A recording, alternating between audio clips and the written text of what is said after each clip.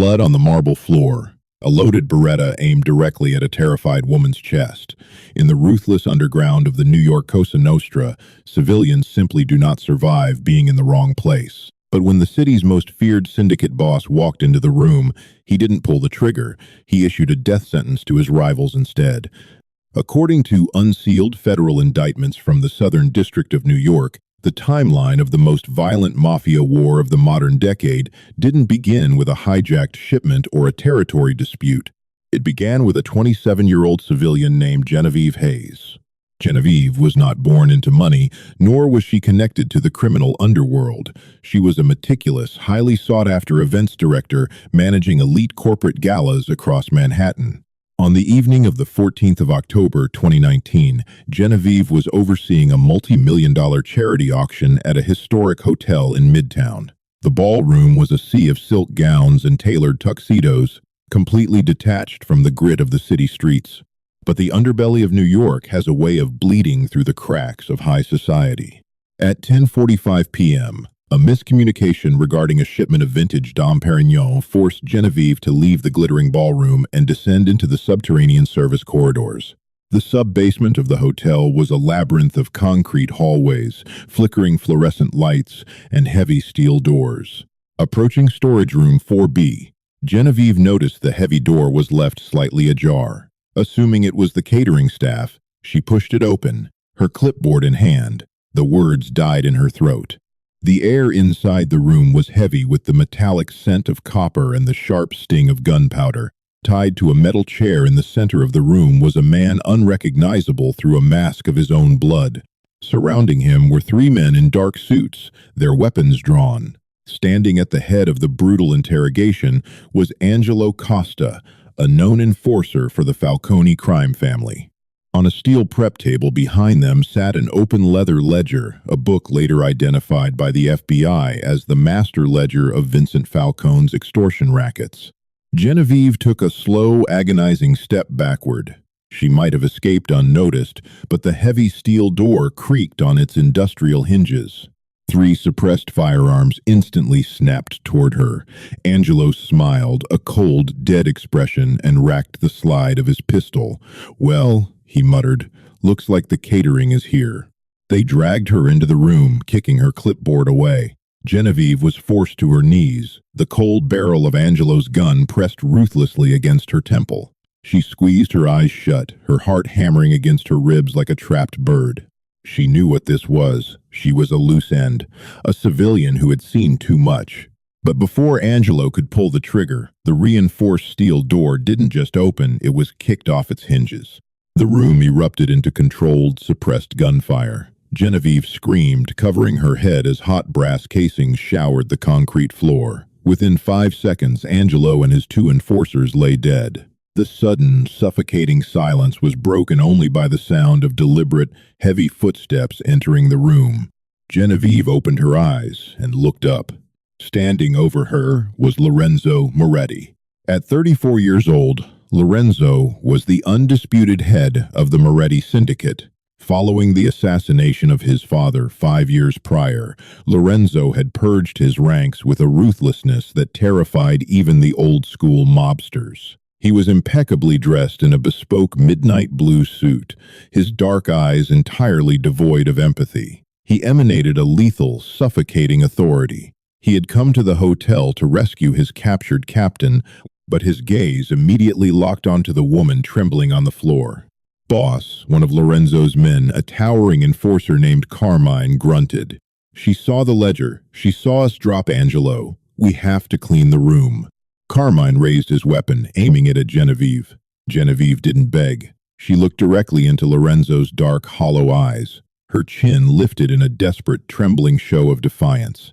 She refused to die, pleading. Lorenzo studied her face.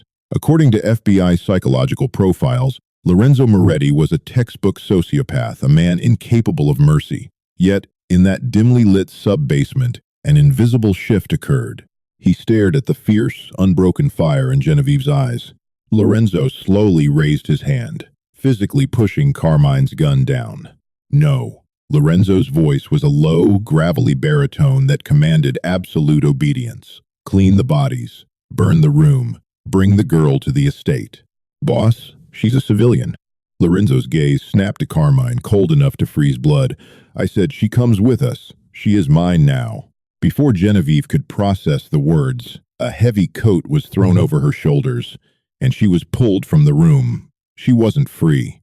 She had just traded a quick death for a gilded cage, becoming the collateral prize of the most dangerous man on the eastern seaboard.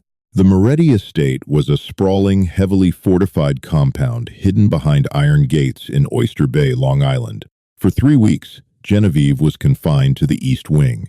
She had a massive bedroom, a private balcony overlooking the Atlantic Ocean, and a wardrobe filled with designer clothes.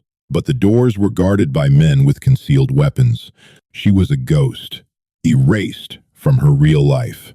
Lorenzo visited her every evening. At first, the interactions were hostile. Genevieve threw a crystal glass at his head on the second night, which shattered against the wall inches from his face. Any other man in his organization would have killed her for the disrespect. Lorenzo merely smirked, instructed the guards to clean it up, and poured himself a drink.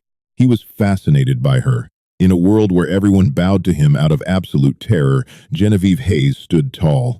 She challenged him, demanded her freedom, and refused to eat the meals his private chef prepared until he sat at the table and ate the same food.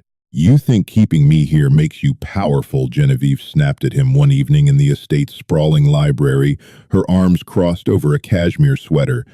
It just makes you a warden. I'm a hostage. Lorenzo leaned against the mahogany desk, a glass of amber bourbon in his hand. The shadows of the firelight danced across his sharp jawline. You're not a hostage, Genevieve.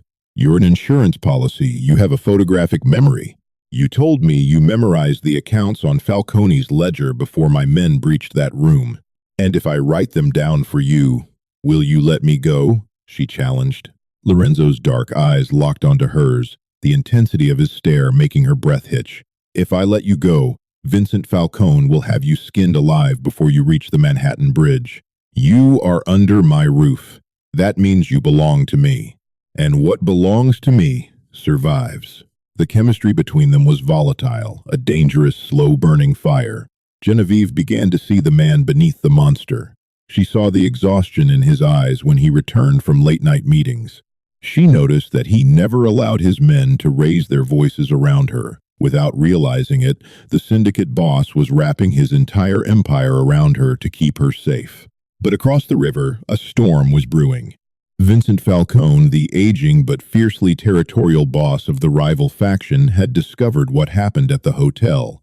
Not only had Lorenzo slaughtered 3 of his best men, but he had also taken the girl who had seen the master ledger.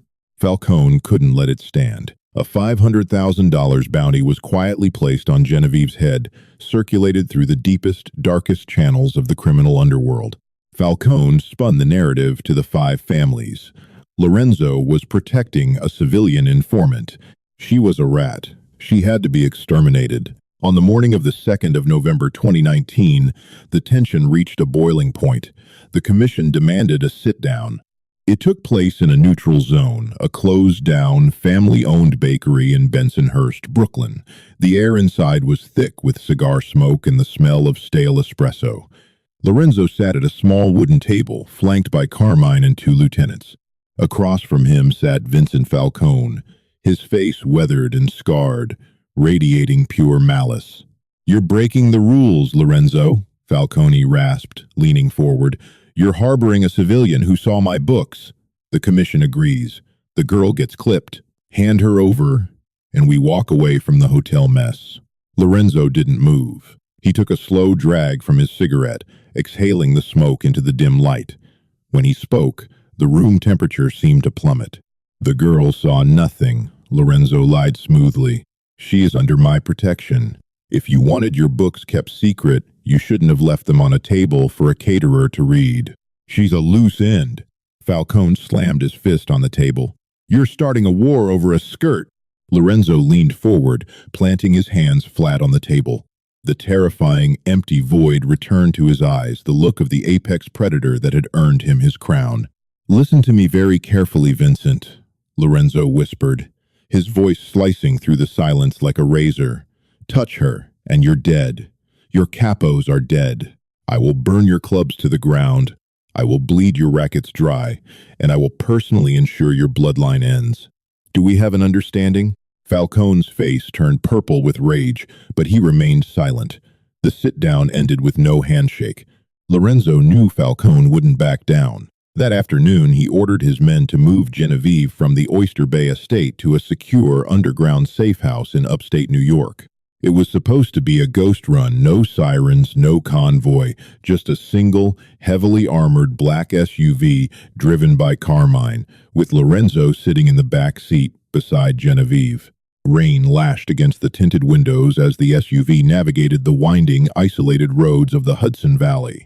Genevieve sat tensely, staring out at the blurred trees. Lorenzo hadn't spoken a word, but his hand rested on the leather seat, mere inches from hers. "Why are you doing this?" she finally asked, her voice quiet over the hum of the engine. "You could have handed me over. It would have prevented a war." Lorenzo turned his head, looking at her with a vulnerability he had never shown another living soul. "Because for the first time in my miserable life, Genevieve, I found something worth defending." Before she could respond, the world exploded.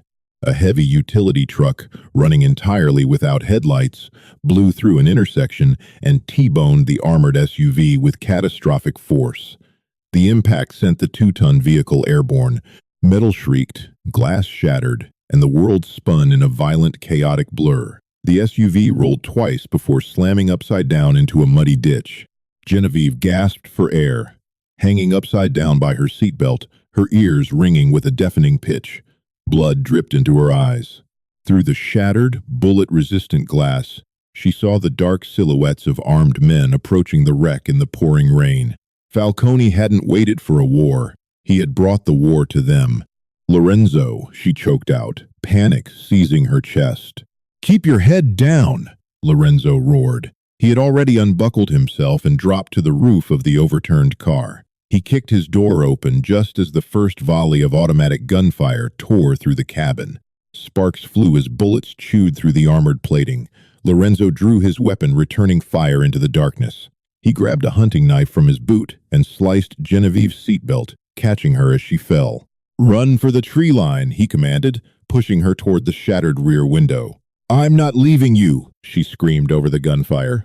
A shadow appeared by the rear bumper, raising an assault rifle directly at Genevieve's chest. There was no time to aim. There was no time to think. Lorenzo threw his entire body over hers, acting as a human shield, just as the rifle fired. A sickening, wet thud echoed over the rain. Lorenzo violently jerked forward, a suppressed groan escaping his lips as a bullet tore through his shoulder. Even with a bullet in his flesh, the Mafia Boss didn't fall. With his free hand, he raised his Beretta and put 2 rounds perfectly between the attacker's eyes. The hitman collapsed in the mud. Lorenzo turned back to Genevieve, his expensive suit rapidly soaking with dark, warm blood. He grabbed her face with a trembling, blood-stained hand, his eyes burning with an intense, terrifying devotion. "I told you," he breathed heavily, blood staining his teeth. "You survive." "Lorenzo," Genevieve fiercely replied, her voice trembling but laced with an unshakable resolve. She tightened her grip on his uninjured side, forcing him to keep moving through the unforgiving terrain of the Hudson Valley. The storm showed no signs of relenting, the heavy downpour masking the sounds of their desperate escape. They were miles from the safety of the estate, navigating the treacherous, densely wooded area near Faunastock State Park. The icy wind cut through Genevieve's soaked clothes, but the adrenaline surging through her veins kept the freezing temperatures at bay. She could feel the warm, sticky blood from Lorenzo's shoulders seeping into her own garments, a horrifying reminder of the clock ticking down on his life. "You don't understand the rules of this world," Lorenzo gasped, his heavy boots dragging through the thick, suffocating mud. His usually immaculate midnight blue suit was now a shredded, ruined mess of dirt and crimson. "Falcone's hit squad will sweep this forest grid by grid. If they find you with me, they won't make it quick. They will make an example out of you. Drop me and disappear, Genevieve." "That is an order." "I don't take orders from you anymore," she snapped back, hauling his dead weight over a decaying fallen oak tree. "You threw yourself in front of a rifle for me. You traded your life for mine. I am not letting that sacrifice end in the mud. For a grueling hour, they pushed deeper into the suffocating darkness of the timberland, moving toward the faint, distant hum of Route 301. Lorenzo's strength was rapidly deteriorating. The legendary syndicate boss, a man who commanded absolute terror across the eastern seaboard, was now completely reliant on the civilian he had taken captive. He eventually collapsed against the trunk of a massive pine, his knees giving out as a violent shudder racked his broad frame. "No, no, no, stay with me," Genevieve pleaded, dropping to her knees beside him. She frantically unbuttoned his ruined suit jacket, exposing the catastrophic gunshot wound just below his collarbone. The bullet had torn through flesh and muscle, and the bleeding was severe. Relying on the meticulous, high-pressure problem-solving skills that had made her New York's top events director, Genevieve immediately went to work. She didn't have medical supplies, but she had determination. She violently ripped the bottom half of her designer silk blouse, ignoring the freezing rain lashing against her bare skin. She folded the thick silk into a makeshift trauma pad, pressing it directly into the gaping wound. Lorenzo let out a guttural, agonizing groan, his head falling back against the tree bark. "I know it hurts. I know," she whispered frantically, her hands slick with his blood. She used his own silk tie to bind the makeshift bandage tightly around his shoulder, applying maximum pressure to stem the arterial flow. "Look at me, Lorenzo. Keep your eyes open." Lorenzo's dark, hollow eyes fluttered, locking onto her rain-slicked face. Even on the brink of unconsciousness, his gaze held that terrifying magnetic intensity. He reached up with his trembling, blood-stained left hand and gently brushed a wet strand of hair from her cheek. "You are magnificent," he murmured, his voice barely a raspy whisper over the howling wind. A civilian, outlasting the wolves. Before Genevieve could respond, a sudden blinding light pierced the tree line. The low, menacing growl of heavy engines cut through the storm. Genevieve instinctively threw herself over Lorenzo, shielding his battered body with her own, bracing for the inevitable spray of automatic gunfire. She squeezed her eyes shut, ready for the end. But the gunfire never came. Instead, a booming voice echoed through the rain. "Boss, hold your fire. It's the boss." Footsteps pounded through the mud. Genevieve looked up to see heavily armed men wearing tactical gear stepping into the clearing. At the front of the pack was Dominic, Lorenzo's fiercely loyal underboss. Dominic lowered his assault rifle, his eyes widening at the sight of the bleeding syndicate leader and the fierce, protective civilian kneeling over him. "Get the medics, now!" Dominic roared into his radio. He rushed forward, dropping to one knee. "We lost the SUV's signal, boss. When we found the wreck and the bodies, we thought." He trailed off, looking at Genevieve with a newfound, profound respect. "You kept him alive. He needs a hospital immediately," Genevieve demanded, refusing to move away from Lorenzo's side. "He's lost too much blood." "We can't use a civilian hospital," Dominic replied grimly, signaling for two massive enforcers to carefully lift Lorenzo onto a portable tactical stretcher. "Falcone's men are monitoring the police scanners. We are taking him to the underground clinic." Within minutes, they were loaded into the back of a heavily armored black Cadillac Escalade, speeding down the deserted highway. They bypassed the standard medical facilities and headed straight into the heart of Manhattan. Deep beneath an unassuming upscale pharmacy near Lenox Hill Hospital was a state-of-the-art, off-the-book surgical suite operated by Dr. Harrison, a brilliant former Bellevue trauma surgeon whose gambling debts had bound him to the Moretti Syndicate for life. The sterile, blinding white lights of the clinic were a harsh contrast to the dark, muddy forest. Medical personnel descended on Lorenzo the moment he was wheeled through the reinforced steel doors. Genevieve tried to follow, but Dominic gently placed a massive hand on her shoulder, holding her back in the waiting area. "Let the doctor work," Dominic said softly. He handed her a dry, heavy fleece jacket. "You saved the head of the family tonight, Miss Hayes. In our world, that means something. It means everything." Genevieve sat in the cold leather chair, wrapping the jacket tightly around her shivering frame. She stared at her blood-stained hands. She had been thrust into a nightmare, kidnapped by a monster, and hunted by a rival syndicate. Yet, as she sat outside the surgical theater, she realized something terrifying. She wasn't afraid of Lorenzo anymore. She was terrified for him. The collateral witness had fallen entirely, hopelessly in love with the devil of the New York underworld. It took 3 days for Lorenzo to regain consciousness. The bullet had miraculously missed his subclavian artery by millimeters, but the damage to his shoulder required extensive reconstructive surgery. The moment his dark eyes flickered open in the private recovery suite, the atmosphere in the underground clinic shifted. The apex predator had awakened, and he was hungry for blood. Genevieve had refused to leave the clinic. She was sitting in a chair beside his bed, reading a worn paperback, when she felt his heavy gaze upon her. She looked up, her breath catching in her throat as she met his eyes. "You look terrible," Lorenzo rasped, a faint, dangerous smirk playing on his pale lips. Genevieve let out a watery laugh, dropping the book and rushing to his side. She carefully rested her hand against his cheek, feeling the rough stubble of his jawline. "You're not exactly in peak physical condition yourself, Moretti." Lorenzo leaned into her touch, his expression softening in a way his men had never witnessed. "Dominic told me what you did in the woods. You refused to run." "I told you," she whispered, her eyes shining with unshed tears.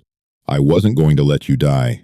Lorenzo reached up with his uninjured arm, wrapping his hand around the back of her neck and pulling her down. His lips captured hers in a fierce, desperate, and bruising kiss. It was a collision of relief, adrenaline, and undeniable passion. In that single, consuming kiss, the boundaries between captor and captive shattered completely. They were partners in the darkness, bound by blood and survival. When he finally broke the kiss, Lorenzo's eyes hardened, the cold, calculating syndicate boss returning to the surface. "Get Dominic in here.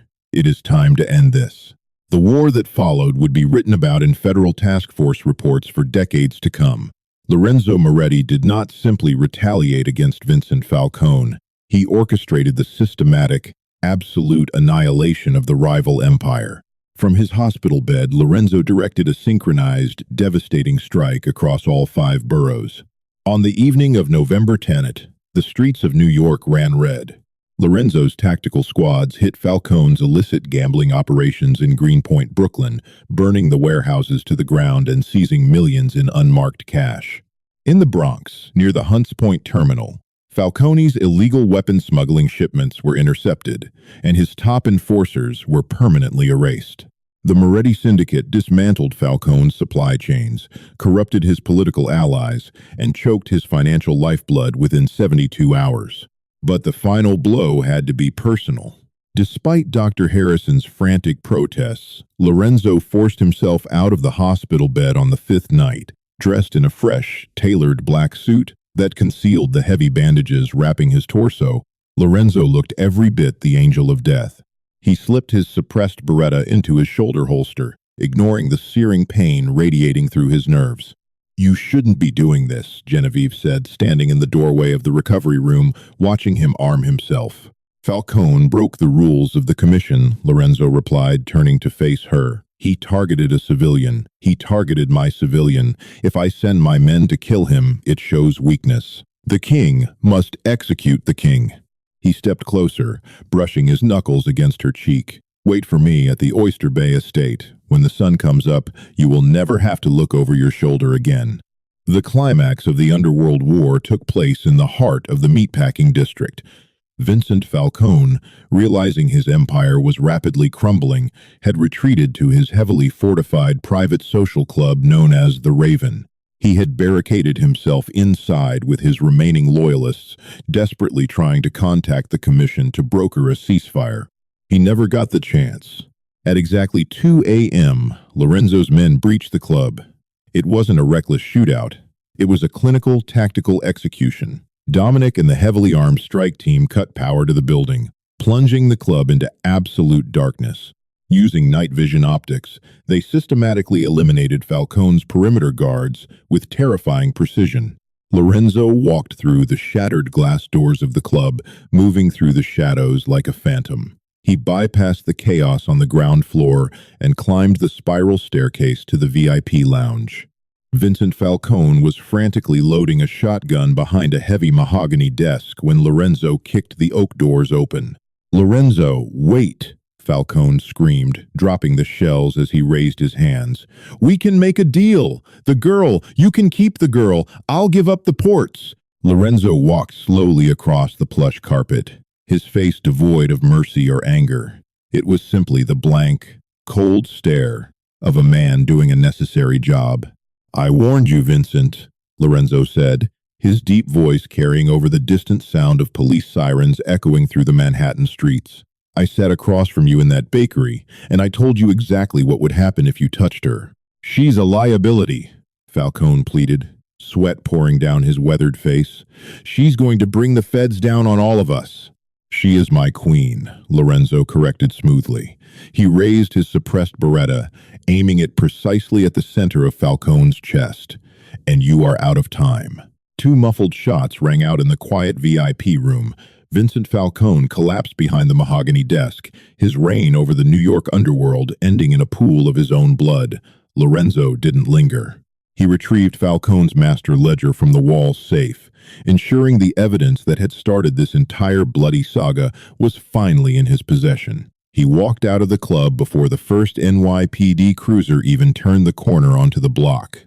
By sunrise, the hierarchy of the American Mafia had fundamentally shifted. Lorenzo Moretti stood entirely uncontested, ruling the most powerful syndicate in the country. But the greatest shift wasn't in his territory, it was in his heart. Genevieve was standing on the balcony of the Oyster Bay estate, wrapped in a thick wool blanket, watching the morning sun rise over the Atlantic Ocean. She heard the heavy, familiar footsteps approach from behind. Lorenzo stepped onto the balcony, tossing the leather ledger into a burning fire pit on the patio. The pages caught fire, curling and turning into black ash. The evidence was gone. Her death sentence was lifted. "It's done," Lorenzo said quietly, standing beside her. He didn't touch her. He looked out at the water, his profile sharp in the morning light. "The bounty is gone. The ledger is burned. You are a free woman, Genevieve. I will have Dominic drive you back to your apartment in Manhattan. I will wire $10 million to an offshore account in your name. You can start over. You can have your life back." Genevieve turned to look at him. He was offering her exactly what she had fought so desperately for on her first night in this very house. Freedom, safety, a return to the light. But looking at the bruised, bloodied, and exhaustingly powerful man standing beside her, she knew the truth. Her old life felt empty, a shallow existence compared to the dangerous, electrifying reality she had survived. She had seen the monster, and she had chosen to love the man beneath it. Genevieve reached out, gently taking his hand. She interlaced her fingers with his, stepping into his space until her chest pressed against his uninjured side. "My life isn't in Manhattan anymore," Genevieve whispered, looking up into his dark, surprised eyes. She reached up and pulled his face down to hers. "My life is here." Lorenzo wrapped his arm securely around her waist, pulling her flush against him, burying his face in her hair as a heavy, profound sigh escaped his lungs. The Mafia boss had waged a war to protect a collateral witness, only to find the one thing he had never sought, a partner strong enough to rule the darkness by his side. Did the ruthless devotion and heart-stopping twists of this dark mafia romance keep you on the edge of your seat? If you loved watching Lorenzo risk his empire and his life to save Genevieve, make sure to hit that like button. Share this thrilling saga with your friends who crave high-stakes drama. Don't forget to subscribe to our channel and ring the notification bell so you never miss out on our upcoming pulse-pounding, real-life underworld stories and intense crime romances.